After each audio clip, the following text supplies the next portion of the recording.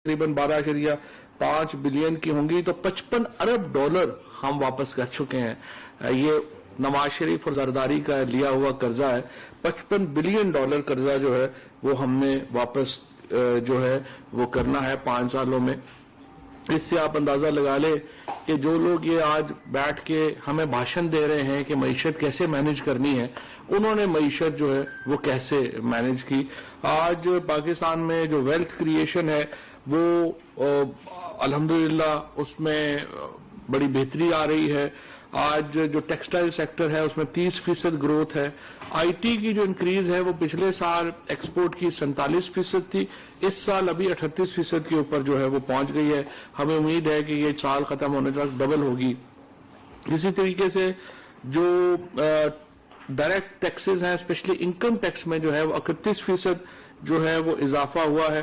और जो तमाम फसलें हैं हमारी, उन्होंने रिकॉर्ड जो पैदावार है वो दिखाई है, जिसके नतीजे में सिर्फ एक साल के अंदर जो इनकम जो पर एकड़ काश्त है, अगर हम उसमें जो इजाफा है उसको अलहदा करें तो उससे 1100 अरब रुपया इजाफी आमदनी जो है वो किसानों को मिली है।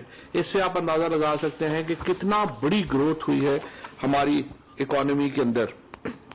मैं इसमें सिर्फ जो करंट एक्सपेंडिचर है वो बड़ा है, लेकिन उसमें जो मेन खर्चा है हमारा वो दो है।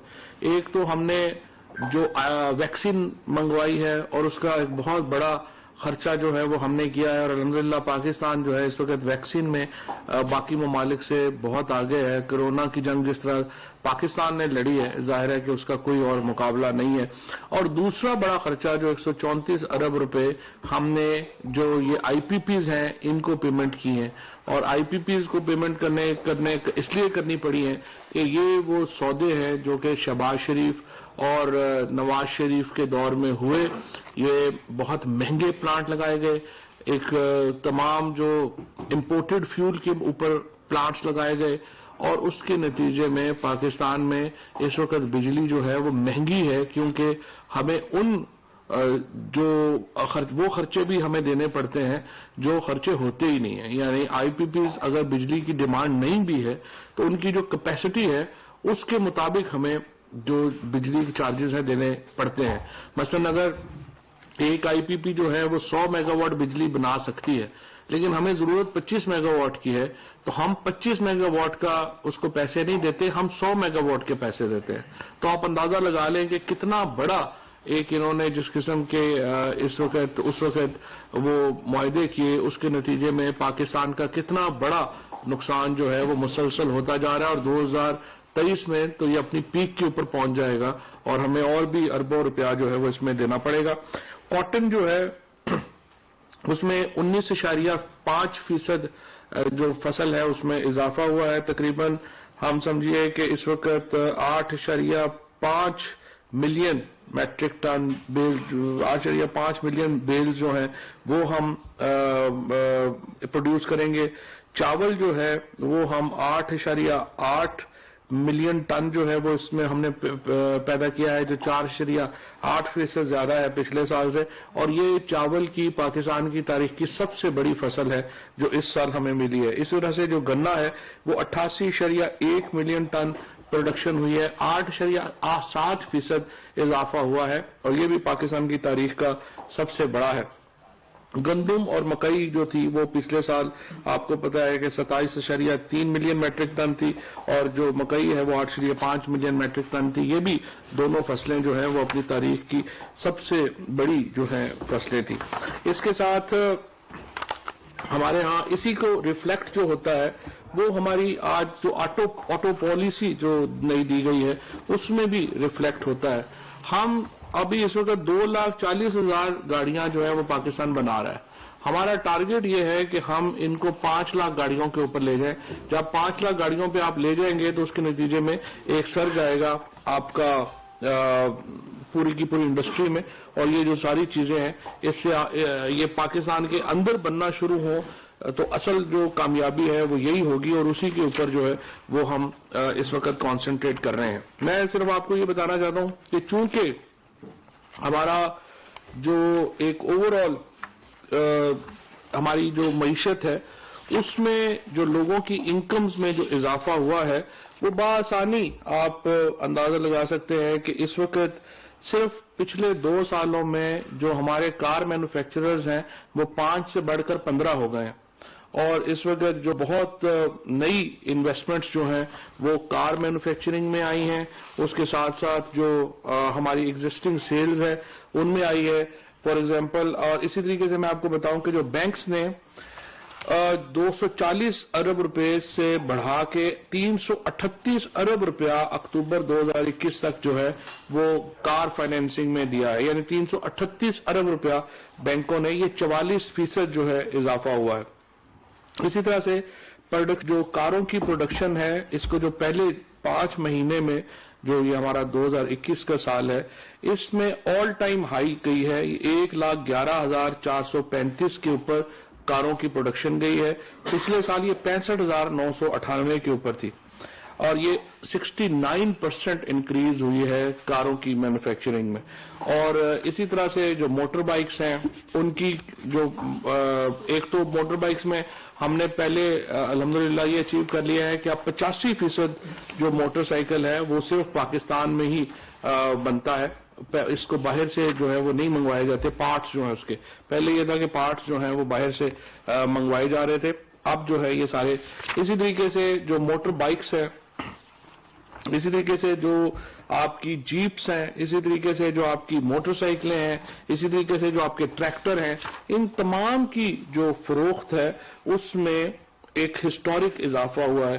سوزوکی کلٹس کی فروخت میں 161% اضافہ ہوا ہے، سوزوکی ویگنر میں 79% اضافہ ہوا ہے، سوزوکی بولان میں 32% اضافہ ہوا ہے، سوزوکی آلٹو کی جو ہے وہ 180% اضافہ ہوا ہے، اور 6,775 یونٹس صرف ٹویوٹا نے 1 جولائی میں جو ہیں وہ بنائے ہیں. اب سوال یہ پیدا ہوتا ہے، اسی طرح سے جو بجلی کی ہماری کنزمپشن ہے اس میں تقریباً 13% جو ہے وہ اضافہ ہوا ہے، ڈیزل کی کنزمپشن میں 26% اضافہ ہوا ہے. اب سوال یہ ہے کہ اگر اتنی زیادہ پاکستان میں یہ ہم کہہ رہے ہیں کہ اکانومی نیچے چلی گئی ہے، مہنگائی ہو گئی ہے، تو پھر یہ اضافے کیسے ہو رہے ہیں؟ ظاہر ہے کہ پاکستان میں کنزمپشن میں ایک بہت بڑا اضافہ ہوا ہے، اور اسی لیے پاکستان کی معیشت کا جو تمام انڈیکیٹرز ہیں وہ الحمدللہ مثبت جا رہے ہیں. اور جب اگر آپ کی گروتھ ہو رہی ہو پھر نوکریاں بھی پیدا ہو رہی ہیں آپ کے کنسٹرکشن سیکٹر میں، آپ کے ایگریکلچر سیکٹر میں، ٹیکسٹائل سیکٹر میں، ان تمام میں ہسٹورک جو ہے وہ بہتری آ رہی ہے. لیکن جب میں دوبارہ آپ کو یاد دلانا چاہتا ہوں، $55 ارب آپ نے واپس کرنے ہیں اس سال. آپ اس سے اندازہ لگا لیں کہ آپ کے اوپر جو ظلم ہوا ہے پاکستان کے اوپر وہ کیا ہوا ہے. اور جب یہ معاشی بزرگ ماہر بیٹھ کے آپ کو بتاتے ہیں کہ کس طرح سے معیشت کو مینیج کرنا ہے، تو آپ ان سے یہ بھی سوال پوچھیں کہ جس طرح سے آپ مینیج کر کے گئے ہیں اس طرح تو بالکل ہی مینیج جو ہے وہ نہیں کرنا چاہیے. اسی طریقے سے ہمارے جو زر مبادلہ کے ذخائر ہیں وہ $20.3 ارب سے بڑھ کر $25.2 ارب جو ہے وہ ریکارڈ کیے گئے ہیں. 12 برآمدات کا حجم جو ہے وہ پچھلے سال کی نسبت 29% جو ہے وہ اس میں اضافہ ہوا ہے.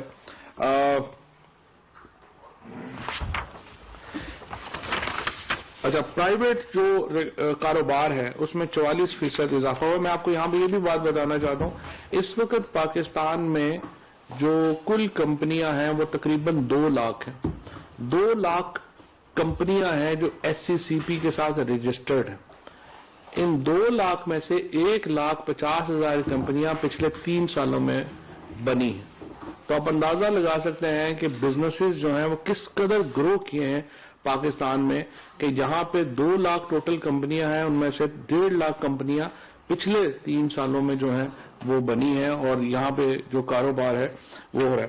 کل جس میں نے آپ کو پہلے کہا کہ شبلی فراز صاحب اور IT منسٹر صاحب جو ہیں، اور شاید اس میں اور بھی کچھ منسٹرز ہوں گے، ان کی ملاقات کے لیے کہا جائے گا. چیف الیکشن کمشنر کے پاس جائیں گے وہ اس ہفتے، اور انہیں جو الیکٹرانک ووٹنگ مشین ہے اس کے اوپر جو بھی اسسٹنس چاہیے ان کو، وہ انشاءاللہ وہ ان کو دی جائے گی.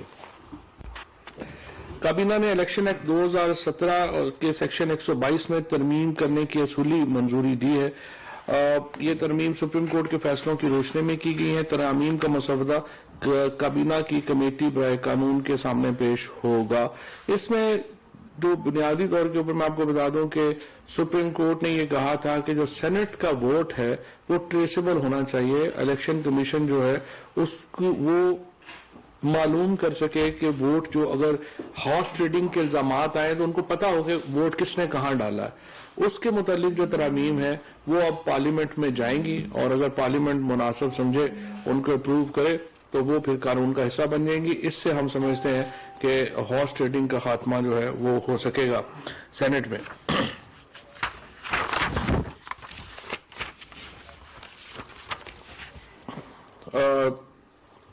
جو اسٹیبلشمنٹ ڈویژن کی ایک سمری تھی daily wages ad hoc temporary contract ملازمین کے متعلق وہ ہائی کورٹ نے کہا تھا کہ اس کو کیبنٹ کے سامنے پیش کیا جائے. اس کو کیبنٹ کے سامنے پیش کیا گیا ہے. اسی طریقے سے جو ایکس پوسٹ فیکٹو منظوری دی گئی ہے قرضوں کی جو دسمبر 2020 سے نومبر 2021 کے دوران حاصل کیے گئے, یہ تقریباً 3.98 بلین کے قرضے تھے جن کی ایکس پوسٹ فیکٹو منظوری جو ہے وہ دی گئی ہے. اور جس طرح سے میں نے آپ کو بتایا کہ اب ہماری حالت یہ ہے کہ ہمیں قرضے واپس کرنے کے لیے قرضے لینے پڑتے ہیں اور وہ قرضے ہم اس طرح سے لیتے ہیں کہ جو پچھلے گورنمنٹس میں جو شارٹ ٹرم مہنگے قرضے لیے گئے ان کو ادا کیا جاتا ہے اور لانگ ٹرم قرضے لیے جاتے ہیں تاکہ وہ فوری طور کے اوپر بوجھ جو ہے وہ کم ہو. انسٹیٹیوٹ آف چارٹرڈ اکاؤنٹنٹس کی کونسل پر سرکاری نامزدگیوں کی منظوری دی گئی ہے. اس میں اب چیئرمین ایس سی سی پی اور ڈپٹی گورنر اسٹیٹ بینک سید نجم علی اور فیروز رضوی جو ہیں وہ اس کے ممبر ہوں گے. صوبہ پختونخوا سے national commission on rights of children پر جواد اللہ صاحب کو بطور ممبر تعینات کیا جا رہا ہے. وزارت داخلہ کی سفارش پر پاکستانی قونصلیٹ میں تعینات اہلکار نوید رفیق شیخ کے چھوٹے بھائی نعمان رفیق شیخ ایک اسپیشل پرسن ہے تو ان کو پاسپورٹ دیا جا رہا ہے کہ وہ اپنا علاج کروا سکیں وہاں پہ. پولیس ایکٹ جو تھا اس کو سی سی ایل سی میں بھیجا گیا ہے اور اب وہاں پر اس کو اسلام آباد کا جو پولیس ایکٹ ہے اس کی وہاں پر جو ہے گفتگو ہوگی. ڈاکٹر شمشاد اختر کو وائس ایڈمرل زاہد الیاس کی جگہ پورٹ قاسم اتھارٹی پر بطور سرکاری ممبر تعینات کرنے کی منظوری دی گئی ہے. قومی فوڈ سیکورٹی پالیسی کی منظوری اور عمل درآمد کے لیے کابینہ نے national food security and management committee اور اس کی ایگزیکٹو کمیٹی پر ممبران کو نوٹیفائی کیا ہے. کمیٹی کے چیئرمین پرائم منسٹر صاحب ہوں گے اور planning minister, food security, finance, industries chairman F B R, تمام چیف منسٹرز اور چیف سیکرٹریز اور متعلقہ وفاقی ڈویژن کے سیکرٹریز اس کمیٹی کے ممبر ہوں گے. یہ بہت ہی امپورٹنٹ ہے. قومی فوڈ سیکورٹی پالیسی کی منظوری کے لیے یہ کمیٹی بنائی گئی ہے. ہمارے ہاں اس وقت یہ ہو رہا ہے کہ صوبوں میں اور وفاق میں 18ویں ترمیم کے بعد فوڈ سیکورٹی کا ہی ایک بڑا مسئلہ چل رہا ہے. سندھ میں آپ نے دیکھا کس طرح سے آج بھی, ابھی میں آپ کے سامنے رکھوں گا, سندھ میں آج بھی جو آٹے کا تھیلا ہے وہ 1350 روپے سے اوپر ہے. باقی پورے ملک میں 1100 روپے کے اوپر ہے. کراچی میں جو ہے وہ 1363 روپے کا چل رہا ہے, جس کی وجہ سے ایک انوملی جو ہے وہ ہمارے نظر آ رہی ہے. اس کو ریشنلائز کرنا ضروری ہے. کابینہ کو ملک میں یوریا کھاد کی پیداوار اور فراہمی کے حوالے سے آگاہ کیا گیا. یہاں میں آپ کو یہ بتا دوں کہ اس سال یوریا کی پروڈکشن پاکستان کی تاریخ کی سب سے بڑی پروڈکشن ہوئی ہے. اس کے باوجود یہاں پہ شکایات آ رہی تھی کہ کئی جگہوں پہ یوریا اویلیبل نہیں ہے. اس وقت باہر جو بیرون ملک اس وقت جو انٹرنیشنل پرائس ہے وہ 10,000 روپیہ بیگ ہے. ہمارے ہاں 1700-1800 روپیہ بیگ ہے. کل فرٹیلائزر کمیٹی کی میٹنگ پرائم منسٹر صاحب نے کہا ہے کہ اس کو رکھا جائے اور اس میں جو بھی مشکلات ہیں کھاد سے متعلق ان کو دور کیا جائے. لیکن جس طرح سے میں نے آپ کو پہلے عرض کیا, کسان کو 1100 ارب روپے کی اضافی آمدنی ہوئی ہے اور ایگریکلچر سیکٹر ول ریمین انشاءاللہ وہ پرائرٹی سیکٹر. محمد نجم نواز ثاقب کو ریاض سعودی عربیہ میں کمیونٹی ویلفیئر تاشیر تعینات کرنے کی منظوری دی ہے. یہ ایکچولی 8 لوگ پہلے تعینات ہوئے تھے. ایک جو صاحب تھے انہوں نے اس کو وہ منظوری جو ہے وہ کمرشل تاشیر اپوائنٹ ہونے کے بعد باہر نہیں گئے تو ان کی جگہ کے اوپر ان کو نجم نواز ثاقب جو ہیں ان کو وہاں پہ اپوائنٹ کیا جا رہا ہے۔ انرجی منسٹری کی سفارش پر اخلاق احمد سید صاحب کو جینیکو ہولڈنگ کمپنی کے بورڈ آف ڈائریکٹرز پر بطور انڈیپینڈنٹ ممبر جو ہے وہ نامزد کیا گیا ہے۔ جامشورو پاور کمپنی کے بورڈ کے اوپر محمد شفیق الرحمان کو چیئرمین اور ارشد علی کو انڈیپینڈنٹ ممبر تعینات کیا گیا ہے۔ اسی طریقے سے انرجی منسٹری کی سفارش پر chief engineer Multan electric MEPCO Allah Yar Khan کو عارضی طور پہ سی ای او میپکو تعینات کرنے کی منظوری دی گئی ہے، اور جو اقتصادی رابطہ کمیٹی کے فیصلے تھے ان کی توثیق کی گئی ہے۔ اور اسی طریقے سے جو وزارت قانون کے جو سی ایل سی کے جو ایجنڈا تھا اس کی بھی منظوری دی گئی ہے۔ یہ تھی جی آج کی کابینہ کی۔ سر کے پی کے الیکشن میں جو کچھ ہوا اس پہ کیا کنسرنز ہیں اور کیا آئندہ کی حکمت عملی ہے؟ آپ کی طرف سے بھی ٹویٹ ہوا، منسٹر کی طرف سے بھی ہوا؟ دیکھیں آج تو وفاقی کابینہ کی میٹنگ تھی، کوئی اس کی جو ہماری ایک کور کمیٹی کی میٹنگ نہیں تھی، لہذا اس کے اوپر انشاءاللہ کور کمیٹی کی میٹنگ میں گفتگو ہوگی۔ سر یہ بس اسی سے سوال تھا کہ کیا ابھی جب یہ سارے ریزلٹس آئے صبح پرائم منسٹر نے بھی اس پر کنسرن شو کیا اور انہوں نے باقاعدہ کہا کہ ہم سے غلطیاں ہوئی ہیں، تو یہ جاننا یہ چاہ رہے تھے کہ کیا کسی لیول پر آپ لوگوں کی ڈسکشن اس سارے کو لے کر یا آگے کی پائپ لائن میں آپ لوگ کوئی نہ کوئی تو آخر اس کی وجہ ہوگی تو آپ اسے محسوس کرنے کی؟ دیکھیے وجہ تو بالکل صاف ظاہر ہے نا، جب ایک حلقے میں 3 4 لوگ آپ کی ایک ہی پارٹی کے الیکشن لڑنا شروع کر دیں گے تو الیکشن ہاریں گے ہی، اور کیا ہوگا۔ سو یہاں پہ بھی زیادہ تر جگہوں کے اوپر تو یہی ہوا ہے کہ ٹکٹس جو ہیں وہ کسی کو ملے ہیں، 2 3 لوگ جو ہیں وہ الیکشن کھڑے ہو گئے ہیں، ہمارے M N A M P S کچھ نہیں ہے۔ یہ تو ہر حلقے کی اپنی مینجمنٹ کرنی پڑتی ہے، اور وہ مینجمنٹ کے ایشوز کی وجہ سے زیادہ تر الیکشن جو ہے وہ کے پی میں ہارے ہیں۔ لیکن ایک بار پھر دیکھیں ثابت یہی ہوا ہے کہ صرف پی ٹی آئی ہی ملک گیر جماعت ہے، باقی تو لوکل جماعتیں ہیں۔ اور آپ اندازہ لگا لیں کہ اگر جے یو آئی جیسی جماعت جو ہے اس میں پی ٹی آئی کی ریپلیسمنٹ ہے تو یہ تو اس کا مطلب یہ ہے پاکستان کے عوام کو اور پی ٹی آئی کے لوگوں کو زیادہ سیریسلی یہ سوچنا ہے، پی ٹی آئی اگر اس ملک میں نہیں ہوگی تو ایک تو ملک میں کوئی قومی جماعت نہیں ہوگی، اور دوسری بات یہ ہے کہ پھر جو مذہبی شدت پسند جماعتیں ہیں جیسے جے یو آئی ہے، جمعیت علماء اسلام کا جو جس قسم کا انہوں نے 2002 میں بھی آپ کو معلوم ہے خیبر پختونخوا میں انہوں نے تعلیم کو تباہ کر دیا تھا، انہوں نے فائنانس کو تباہ کر دیا۔ سو بڑی بدقسمتی ہے کہ ہماری غلطیوں کی وجہ سے ایک ایسی سیاسی جماعت جو ہے وہاں پر ایک نوٹس ہوئی ہے جس کو اصولی طور کے اوپر ختم ہونا چاہیے تھا۔ جو ہم ادھر دیکھتے ہیں ٹی ایل پی کا ابھرنا یا جمعیت، اس سے تو پاکستان الٹیمیٹلی نیچے جائے گا۔ نون لیگ اور پی ایم ایل این کا تو آپ کو پتا چل گیا کہ ان کی تو کوئی حیثیت نہیں ہے ملک گیر۔ سو پی ٹی آئی اور عمران خان ہی وہ واحد لیڈر ہے، اور پی ٹی آئی وہ واحد لیڈر ہے جو ایک ہماگیریت دیتی ہے ملک کو، ایک وفاقی جماعت کی حیثیت اور ایک وفاقی لیڈر ہے۔ اگر یہ نیچے جاتے ہیں اور اس طرح کے بونے جو ہیں ان کو موقع ملتا ہے کہ وہ اپنا قد بڑا کریں، تو میرا یہ خیال ہے کہ اس سے پاکستان کو نقصان ہوگا، اور یہ پی ٹی آئی کے جو لیڈرشپ ہے، پی ٹی آئی کے جو ورکرز ہیں، ان کے اوپر یہ فرض ہے کہ وہ اپنے چھوٹے مفادات کو پس پش ڈالیں اور عمران خان کو مضبوط کریں، کیونکہ عمران خان کے بغیر پاکستان کی جو سیاست ہے وہ ایک بڑی، میں تو سمجھتا ہوں کہ بڑی ایک ٹکڑوں میں بڑھ جائے گی، اور ہر جگہ کے اوپر جو مریم نواز جیسے بونے، جو پیپلز پارٹی کی لیڈرشپ ہے، جو جمعیت علماء اسلام کی لیڈرشپ ہے، اس طرح کے جو چھوٹے چھوٹے لوگ ہیں جن کا اپنا کوئی قد نہیں ہے اور جو صرف عمران خان کے اوپر تنقید کر کے اپنا قد بنانے کی کوشش کر رہے ہیں، اس طرح کے بونوں کو موقع ملے گا کہ وہ بڑے ہوں۔ اور مجھے امید ہے پیپلز پی ٹی آئی کی کہ جو ہمارے کارکنان ہیں اور ہمارے جو لیڈرشپ ہے وہ اس صورتحال سے سبق سیکھے گی اور اپنے آپ کو منظم کرے گی۔ چودھری صاحب، بلا شبہ بہت بڑی کامیابی ہے او آئی سی کی جو کانفرنس پاکستان میں ہوئی ہے۔ او آئی سی کی کانفرنس کے اندر 2 مشترکہ اعلامیہ جاری ہوئے، ایک القدس کے حوالے سے اور ایک افغانستان کے حوالے سے۔ کیا وجہ ہے کہ کشمیر کے بارے میں بات نہیں ہوئی اس او آئی سی کی बात तो वज़ीर आज़म साहब ने की थी कश्मीर की, लेकिन OIC का इजलास जो है वो जो मार्च में होने जा रहा है वो कश्मीर उसका एक बहुत इंटेग्रल पार्ट है। तो चूंकि मार्च में वो होने जा रहा है तो इसलिए कश्मीर को मार्च के लिए रखा गया। जी साहब, आपने बताया कि यूरिया की तारीखी प्रोडक्शन होगी, लेकिन अगर ऑन ग्राउंड देखें तो किसानों को ब्लैक में मिल रही है, 1200 की बोरी 1800 में मिल रही है। किसान 1200 की तो सरकारी बोरी भी नहीं आई, तो मैं किसने कह दिया 1800 तक मिल रही है। 70 वही तो 1200 की बोरी 1800 की मिल रही है, तो किसान परेशान है। लेकिन 1200 की तो बोरी है ही नहीं, कौन कह रहा है 1200 की बोरी? और साथ में दूसरा सवाल कि 92 ने अपना ही रेट कर दिया।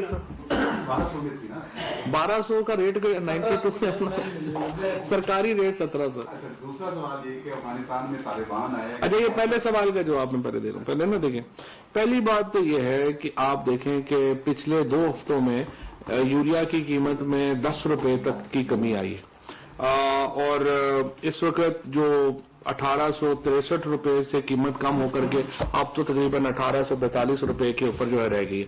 लेकिन इंटरनेशनल प्राइस इस वक्त क्या है? इंटरनेशनल प्राइस इस वक्त 10,000 रुपए बोरी है। तो आप कंपैरिजन करें कि हमने कितना अपने किसान को फायदा दिया है इंटरनेशनल प्राइस से। अगर आपको मंगवानी पड़ जाती तो आपको लग पता जाता। तो ये जो एक बड़ी मैं समझता हूँ एनर्जी मिनिस्ट्री ने और इंडस्ट्रीज मिनिस्ट्रीज ने जो आपस में एक लाइजोन क्रिएट किया, जिसकी वजह से किसान एक बहुत बड़े खर्चे से बच गया है। और ये जो यूरिया है उसकी अवेलेबिलिटी जो अब तो खैर वैसे ही चूंकि यूरिया पानी के साथ आएगा, क्योंकि जहां जहां पानी लगता है वहां यूरिया चाहिए, तो वह चूंकि पानी सब जगहों पे इकट्ठा नहीं लगता, तो इसलिए अब यूरिया की कमी नहीं रहेगी। दूसरा सवाल, अफगानिस्तान में तालिबान आए और खैबर पख्तूनख्वा अफगानिस्तान का हमसाया सूबा, तो कहीं ऐसा तो नहीं कि JUI फिर पाकिस्तान और खैबर पख्तूनख्वा में आगे तालिबान आए उसकी वजह से? देखिए, बात यह है कि JUI का खैबर पख्तूनख्वा में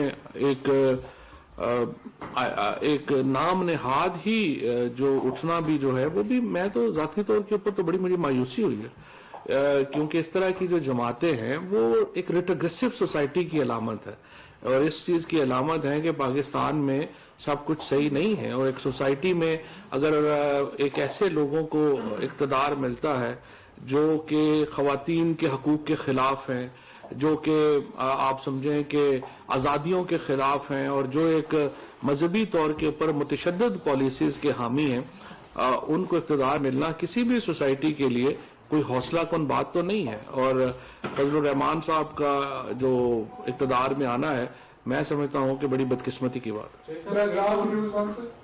बाकी साहब, आज आपने भी सुना होगा मरियम नवाज ने जो क्रिटिसाइज किया बंदियात कहा कि कोई आइंदा इलेक्शन में PTI का टिकट नहीं ले रहे। मरियम नवाज साहबा की माशाल्लाह नई टेप चल रही है, कह रही है कि मैंने पता नहीं बड़ी अच्छी मीडिया मैनेजमेंट की है। तो देखिए, मरियम नवाज जो हैं वो हमेशा ही उन्होंने हमारी मदद की है। जब भी सूरत हाल खराब हुई है हमने उनकी तरफ ही देखा है कि कोई बोंगी मारेंगी, और अल्हम्दुलिल्लाह उन्होंने हमें कभी मायूस नहीं किया।